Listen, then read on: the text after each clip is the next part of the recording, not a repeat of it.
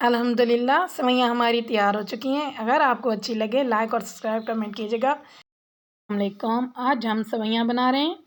3 अदद इलायची ली हैं, आधा पैकेट सेवइयाँ हैं पतली वाली बारीक, 1 चम्मच हमने घी डाला है।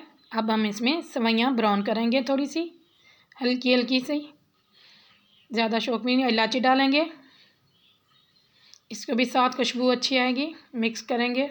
सेवइयाँ हमारी भुन चुकी हैं, हल्की हल्की ब्राउन हो चुकी हैं।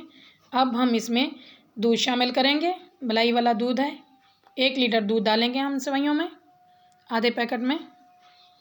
इसे मिक्स करेंगे,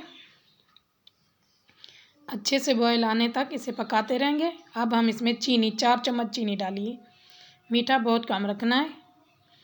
इसे अब हम सुखाएंगे, दूध को गाढ़ा होने तक पकाएंगे, चम्मच हिलाते रहेंगे जब तक ये गाढ़ी नहीं हो जाती, तब तक हम इसे बननी। आप देख लें, अब गाढ़ी हो चुकी हैं, अच्छा सा टेक्सचर आ चुका है।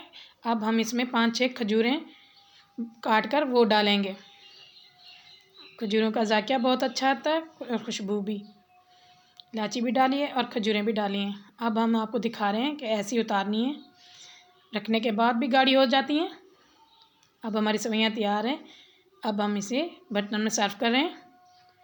शीशे का बर्तन लिया, थोड़ी सी ठंडी करके फिर डाली है हमने।